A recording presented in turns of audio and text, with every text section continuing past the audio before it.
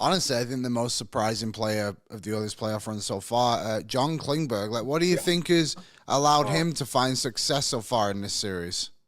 Health. Yeah. You know, I had a good conversation with him, and it's been a trying time for him. And you got to remember, this guy was one of the most coveted defensemen in the league not that long ago.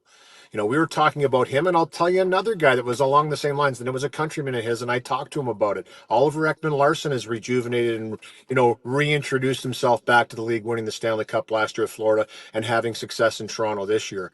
Two guys that were offensive-minded defensemen that any team would have taken on their team 6, 7, 8 years ago. These guys were awesome.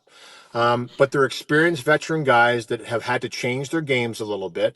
For Oliver Ekman-Larsson, started to get a little more physical. I think that Florida time was perfect for him. He got more physical, more gritty, started to defend harder. He's always had an offensive upside. For Klingberg, the same thing though, but along the lines with him, it was health. He said he hasn't been healthy in a long time, and the surgeries that he had have really allowed him to feel good for the first time in a long time.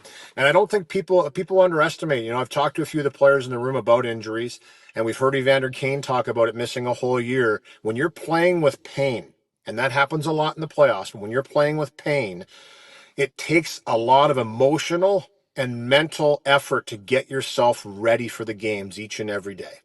And that takes a toll on you. It takes a toll on you that we can't even really fathom until you've gone through it. And I think you're seeing a guy that's really excited to be in the lineup, really excited to be healthy, feeling good, and playing. He's an elite defenseman. He's always been a great defenseman in the game. And I know people will talk about, the defensive side, he costs the puck up. He's still feeling his way through, but he's made some remarkable plays. Real big executed plays at big moments in games. The shot pass redirection to Draisaitl, the first one we saw, and then that play in game number 5 to steal that puck off of Doughty coming out of the box, find Kane in the slot, bam, it's in the back of the net. That was a massive goal to tie the game, in which Edmonton had been dominating but didn't have anything to show for it up against a tough goaltender, Darcy Kemper. So I'm really impressed with how Klingberg has stepped in there. But the one thing I do know about Klingberg, and I remember, earlier in his career, he's got a little gamesmanship and jam to his game. He's kind of one of those guys. He's got swagger. Like, he can take a hit to make a play. He's not afraid to go to the tough areas. He's going to get in there and give you a cross check. He's gone to a Stanley Cup final before. This guy's got some experience, and he's been a find though. There's no question. Him and Jake Wallman, for me, the two guys that have stepped in the back end, especially with the absence of Matthias Ekholm, they've completed the 6. I mean, they've been impressive in the playoffs to step in. And, for Klingberg just to be able to kind of take that much time off, come in, re-injure, kind of have to take time off to get back into the lineup again. He's been very, very solid. Yeah, his vision and IQ is off the Yeah. charts. Can't teach that, right?